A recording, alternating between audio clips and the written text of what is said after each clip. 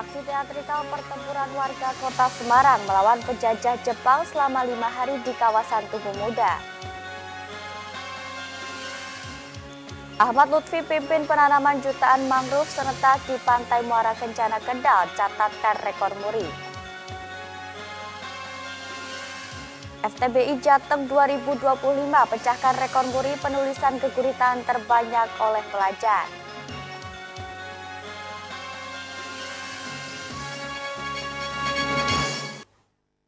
Selamat malam pemirsa, seputar Jawa Tengah malam, Rabu 15 Oktober 2025 hadir ke hadapan Anda. Selain berita pilihan tadi, beragam informasi aktual dan menarik kami sajikan selama 30 menit ke depan. Bersama saya Latifah Farah, berikut seputar Jawa Tengah malam selengkapnya.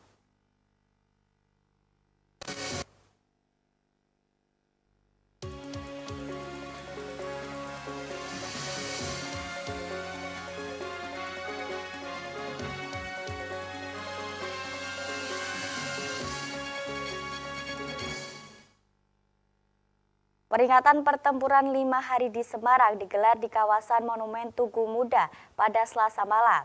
Pada peringatan ini diisi dengan aksi teatrikal yang menggambarkan pertempuran warga Semarang melawan penjajah Jepang selama 5 hari pada 14 hingga 18 Oktober tahun 1945. Peringatan pertempuran 5 hari di Semarang kembali digelar di kawasan Tugu Muda, Kota Semarang pada Selasa malam. Pada peringatan sebelumnya, peringatan diisi upacara dan aksi teatrikal yang menggambarkan pertempuran warga kota Semarang melawan penjajah Jepang selama 5 hari pada hingga 18 Oktober 1945. Teruslah berkarya, berkreasi, dan berinovasi untuk negeri dalam menjunjung tinggi sikap yang baik, tentu dengan adanya suatu integritas. Warga tampak antusias melihat pagelaran teatrikal perlawanan melawan penjajah Jepang. Wali Kota Semarang mengungkapkan peringatan pertempuran 5 hari tidak hanya menjadi momentum sejarah Kota Semarang, namun mampu menanamkan nilai kebersamaan, gotong royong, dan cinta tanah air. Melalui momentum ini, Wali Kota Semarang mengajak generasi muda untuk semangat membangun Kota Semarang. Maka kita sebagai generasi penerus harus lebih serius dalam membangun Kota Semarang. Bayangkan saja pahlawan yang gugur demikian banyak, pengorbanan mereka luar biasa. Kita harus lebih serius, anak-anak muda harus mengerti dan menghayati pertempuran yang di Semarang ini akan kita buat setiap tahun dan akan melibatkan lebih banyak lagi. Salah satu pengunjung mengaku sangat terkesan dengan aksi teatrikal peringatan pertempuran 5 hari yang mengabarkan perjuangan warga Semarang dalam mempertahankan kemerdekaan dari penjajah Jepang. Jujur aku nggak ikut, tapi ikut hari sih Pak. Yang paling berkesan Jasa-jasa pahlawan yang dulu ya. Yang paling berkesan adegan apa tadi? Pas Dr. Karyadi itu tadi, itu paling bikin hari sih.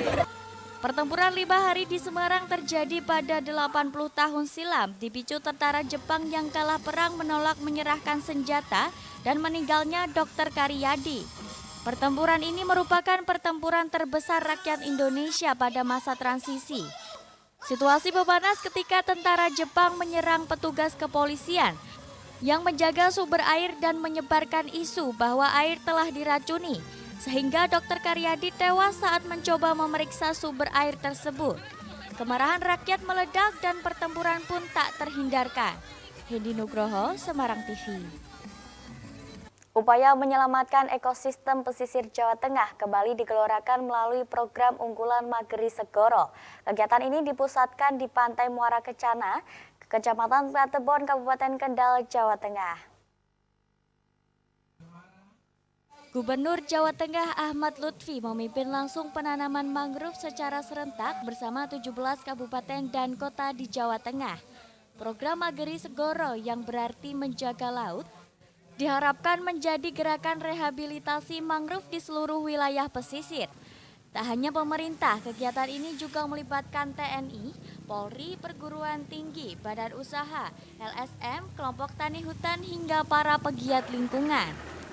Menurut Lutfi, mangrove memiliki peran vital tak hanya menahan abrasi dan intrusi air laut, namun juga menjadi rumah bagi biota laut dan penopang ekonomi masyarakat pesisir. Kalau mangrove rusak, maka rusak pula daya dukung lingkungan dan kehidupan masyarakat pesisir. Karena itu, gerakan ini harus berlanjut dan melibatkan semua pihak. Pada tahun 2025, Pemprov Jateng menargetkan penanaman 2 juta batang mangrove, sekitar 668.000 batang telah tertanam pada tahap pertama dan 1,3 juta batang akan ditanam mulai Oktober ini di lahan seluas 150 hektar. Kegiatan ini melibatkan 107 desa di 54 kecamatan serta 125 kelompok tani dan pegiat lingkungan. Hari ini kita melakukan penanaman mangrove kuartal ketiga. Kuartal ketiga nanti ada kuartal keempat. Kuartal ketiga ini sudah tertanam 1.300.000 mangrove di sepanjang 973 km pantai utara dan pantai selatan yang terdiri dari 17 kabupaten kota. Yang kita lakukan adalah membuat program namanya Mageri Segoro yang dilakukan oleh Muspida kota masing-masing. Bupati Kendal Diah Kartika Permarasari dengan Mageri Segoro sangat penting untuk memperkuat melindungi wilayah pantai, sekaligus menumbuhkan kesadaran masyarakat untuk menjaga laut. Ini merupakan langkah nyata yang berkelanjutan. Setiap bibit yang kita tanam merupakan simbol investasi di masa depan. Dengan menanam mangrove sama dengan menanam harapan. Harapan jadi laut yang sehat dan pantai lestari serta masyarakat pesisir yang sejahtera. Tentunya menjadi sangat penting untuk memperkuat perlindungan kawasan pantai sekaligus meningkatkan kesadaran masyarakat akan pentingnya untuk menjaga laut.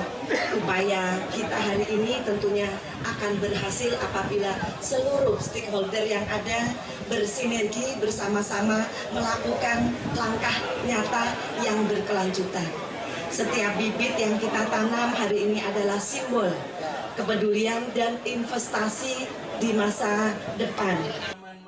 Sebagai bentuk apresiasi atas besarnya partisipasi warga, kegiatan ini juga mencatatkan rekor dari Museum Rekor Dunia Indonesia MURI dengan semangat gotong royong Mageri Segoro. Pemerintah Provinsi Jawa Tengah berharap pesisir kembali kuat, laut terjaga dan masyarakat pun sejahtera. Irfan Mayu Saputra, Semarang TV. Petani di Brebes terima bantuan alat pertanian dari Kementerian Pertanian. Informasinya sesaat lagi.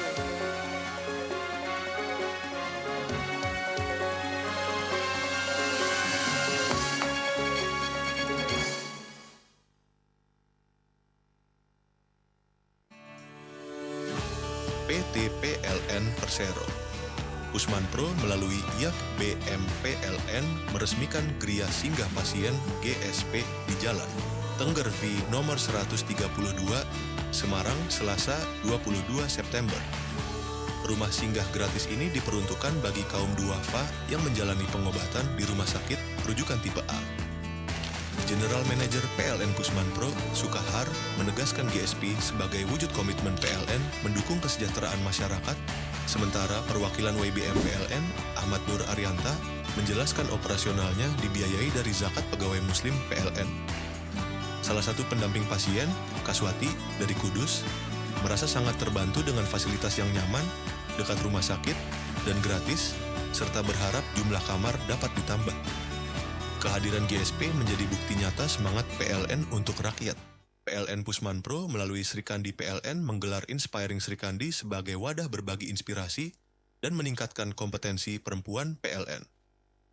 Dengan tema finansial tangguh, perempuan hebat, kegiatan ini menghadirkan narasumber praktisi keuangan untuk membekali perempuan agar lebih tangguh dan produktif. PLN berkomitmen terus mendukung pemberdayaan perempuan agar semakin percaya diri, berdaya, dan memberi kontribusi positif bagi perusahaan serta masyarakat.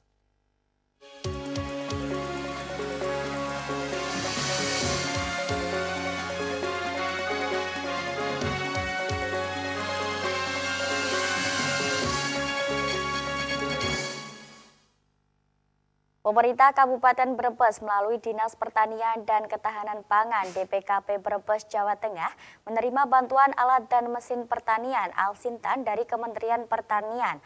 Acara penyerahan bantuan ini berlangsung di Aula DPKP Kabupaten Brebes.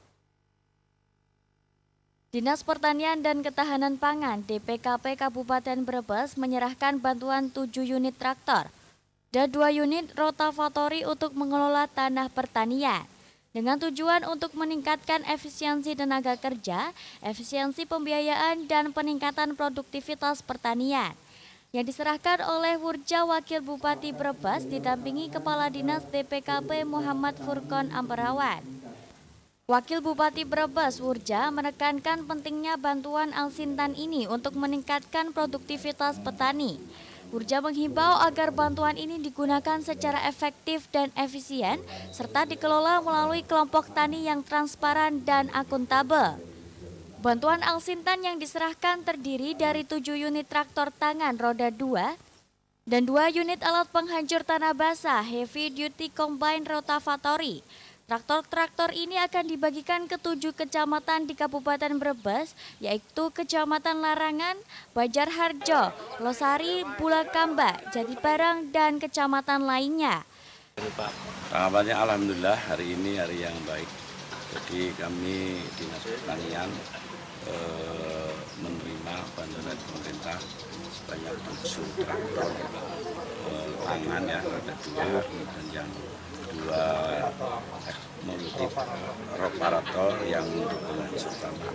Dengan harapan dengan bantuan ini datang semoga akan meningkatkan cara petani bercocok tanam sehingga bisa mempercepat penanaman baik itu padi maupun jagung maupun yang lain-lain. Salah satu penerima alat traktor Subar dari Desa Keramat, Kecamatan Jatibarang, menyampaikan rasa syukurnya atas bantuan ini. Ia berharap bantuan ini dapat membantu meningkatkan kelangsungan hidup para petani dan meringankan pekerjaan mereka. Pak Subar dari Desa Keramat. Alhamdulillah dapat traktor, semoga bisa membantu kelangsungan hidup para petani dan bisa meringankan kerjaan petani. Alhamdulillah. Berarti ini atas nama kelompok? Atas nama kelompok. Namanya apa kelompok apa? Kelompok Serayu. Ada berapa petani? Ada berapa petani di kelompok ini? Di kelompok saya ada sekitar 200 petani lah. Satu kelompok dapat berapa unit? Satu kelompok dapat 1. Berarti ya, ini nanti dipakai giliran di kelompok Anda? Paling ntar di satu di jadwal, jadi yang ada yang operatornya, ya. Terus khususnya buat kelompok sendiri, ya paling di biaya meringankan lah. Iya. Diharapkan kebutuhan alat pertanian di Kabupaten Brebes dapat terpenuhi dan produktivitas pertanian dapat meningkat. Adapun ke-7 desa penerima itu diantaranya Desa Penerima, Desa Cipelem, Tipulandu, Cipelem, Cigedok, Kubangsari, Lahar, Dukuh Salam, dan Desa Keramat Jatibarang. Agus Supramono, Semarang TV. Pembinaan dan workshop wirausaha digelar untuk para mualaf di Kabupaten Kendal. Kegiatan yang diselenggarakan Rumah Mualaf MUI Kendal ini bertujuan untuk membangun kemandirian ekonomi serta penguatan akidah. 100 orang mualaf di Kabupaten Kendal mengikuti pembinaan dan workshop wirausaha mualaf yang digelar di Gedung Abdi Praja Kendal. Kegiatan ini merupakan kolaborasi antara Rumah Mualaf Majelis Ulama Indonesia dengan pemerintah daerah Kendal. Bupati Kendal Diah Kartika Permanasari mengatakan pembinaan tersebut menjadi wadah bagi para mualaf untuk memperkuat kemandirian ekonomi melalui wirausaha yang produktif dan berkarakter. Mualaf seluruh Kabupaten Kendal, namun peserta dibatasi masing-masing kecamatan 5. Nah, ini adalah yang sudah beberapa kali pembinaan ini, ada ya pembinaan agama, juga pembinaan kewirausahaan untuk meningkatkan perekonomian masing-masing. Materi yang akan disampaikan sekarang adalah yang pertama pembinaan secara akidah. Selain pembinaan ekonomi, para mualaf juga mendapat penguatan nilai-nilai keimanan dan pemahaman agama Islam Materi disampaikan langsung oleh Ketua MUI Kabupaten Kendal, Asroi Thohir, didampingi Basnas Kendal yang memberikan edukasi tentang zakat dan pengelolaan keuangan usaha. Sinergi kolaborasi dengan pemerintah Kabupaten Kendal, ya semoga kegiatan hari ini memberikan kemanfaatan bagi para mu'alaf yang tentunya nanti harapan kita untuk peningkatan ekonomi, karena rumah mu'alaf ini kan juga mendapatkan dana rutin dari Basnas untuk pembinaan, pelatihan yang khusus para mu'alaf. Di Kabupaten Kendal ini tadi yang tercatat di mu'alaf itu ada 176. Melalui kegiatan ini, MUI Kendal berharap para mu'alaf tak hanya kuat dalam iman, tetapi juga tangguh dalam bidang ekonomi. Penguatan akidah dan pembinaan wirausaha menjadi langkah strategis untuk menjawab tantangan kehidupan mu'alaf dalam menghadapi persaingan ekonomi. Keimanan, tingkatkan semangat ibadah, tingkatkan ikhtiar duniawi, kerjasama dengan sesama teman. Karena itu semuanya perintah dari syariat agama Islam. Ketika itu kita laksanakan dengan tertib, Allah menjanjikan tambahnya kebaikan atau orang sering nyebutnya barokah dalam kehidupan kita. Irfan Wahyu Saputra, Semarang TV. Ribuan pelajar di Jawa Tengah ikuti Festival Tunas Bahasa Ibu Jateng 2025 di Kota Surakarta. Informasinya sesaat lagi.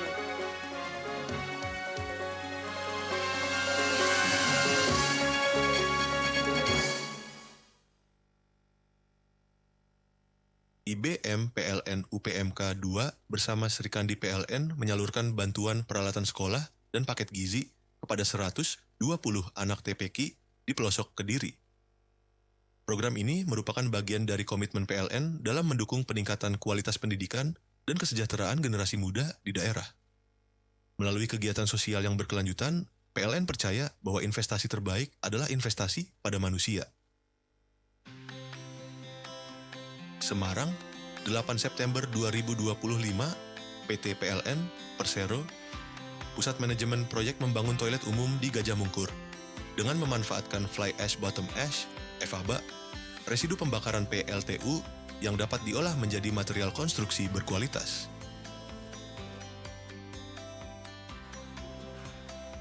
Program ini sekaligus menjadi langkah ramah lingkungan dan dukungan terhadap pembangunan berkelanjutan. Warga menyambut positif fasilitas tersebut karena lebih bersih, layak, dan dibangun dengan material ramah lingkungan. PLN berharap program ini memberi manfaat luas bagi masyarakat serta menjadi solusi inovatif dalam pengelolaan limbah industri.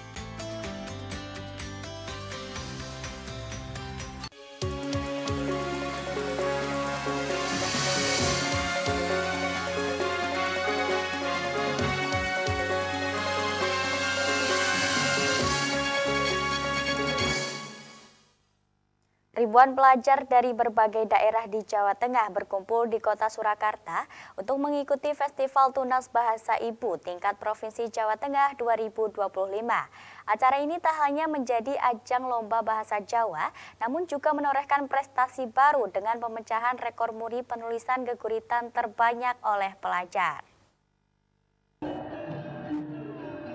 Ribuan pelajar dari berbagai penjuru Jawa Tengah memeriahkan Festival Tunas Bahasa Ibu FTBI tingkat Provinsi Jawa Tengah tahun 2025 yang diselenggarakan di Geraha Sababwana Kota Surakarta. Acara yang berlangsung dari Selasa hingga Kamis 14 sampai 16 Oktober 2025 ini menjadi puncak dari rangkaian kompetisi yang telah digelar di tingkat kabupaten dan kota.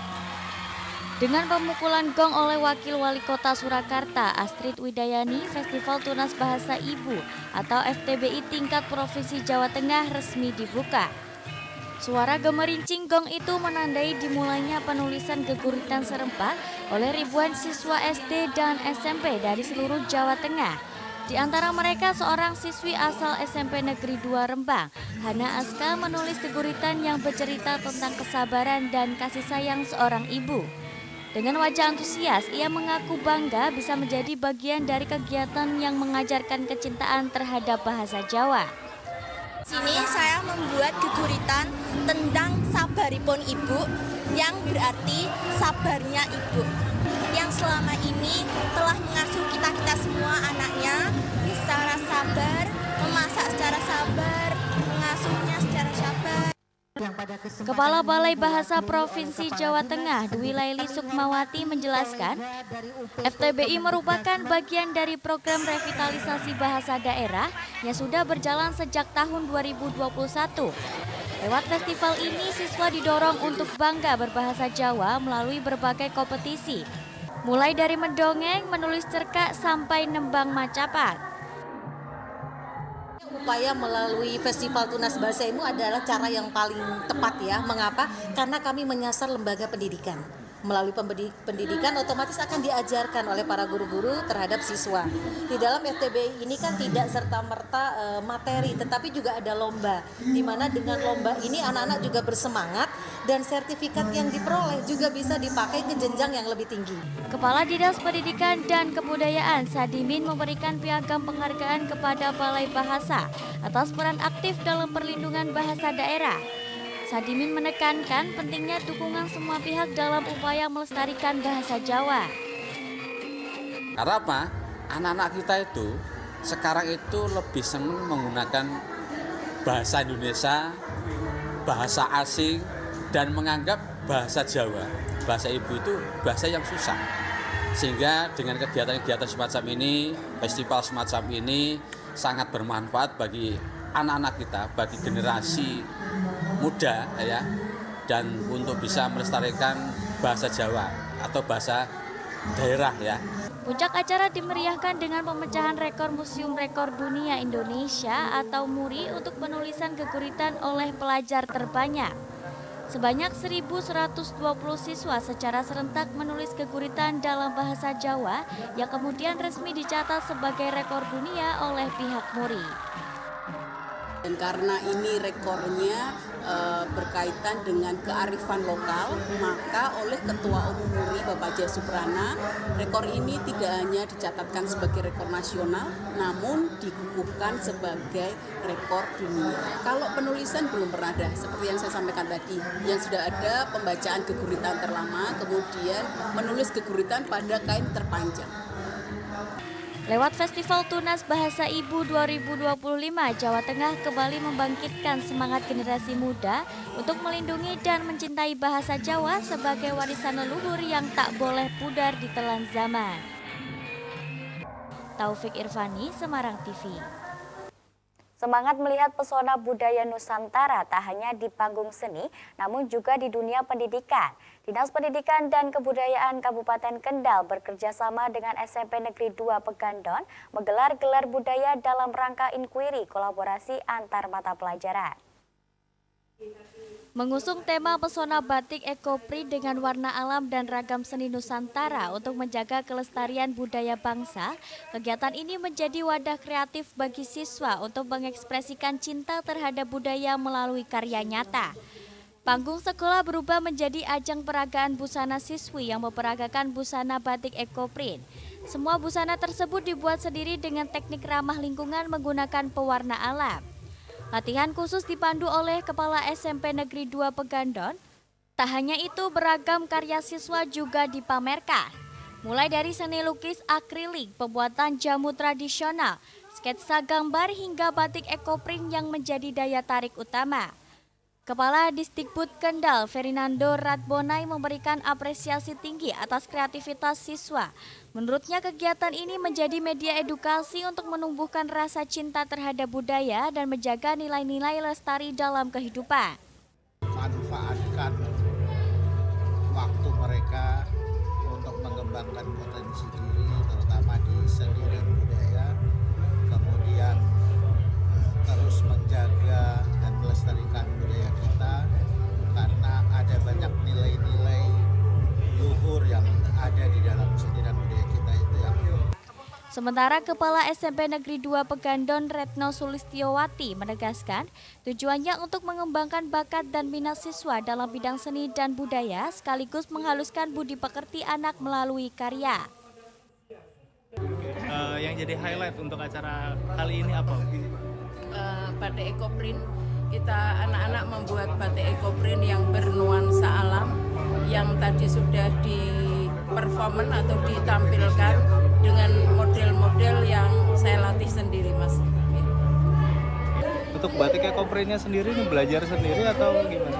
Buat sendiri-sendiri setiap kelas, setiap kelompok. Oke, boleh diceritakan mungkin keseruannya pas pembuatan batik itu sendiri?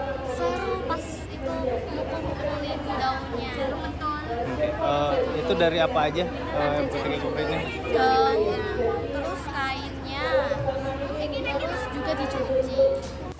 Dari sekolah hingga hati, cinta budaya perlu terus ditumbuhkan. Melalui kolaborasi antar mata pelajaran, semangat lestarikan seni dan budaya bangsa terus mengalir di kalangan generasi muda. Irfan Wahyu Saputra, Semarang TV. Seputar Jawa Tengah malam berakhir sampai di sini. Berita-berita seputar Jawa Tengah bisa Anda lihat kembali di YouTube channel Semarang TV News. Terima kasih atas kebersamaan Anda. Saya Latifah Farah, mewakili kerabat kerja yang bertugas, pamit undur diri. Selamat malam dan sampai jumpa.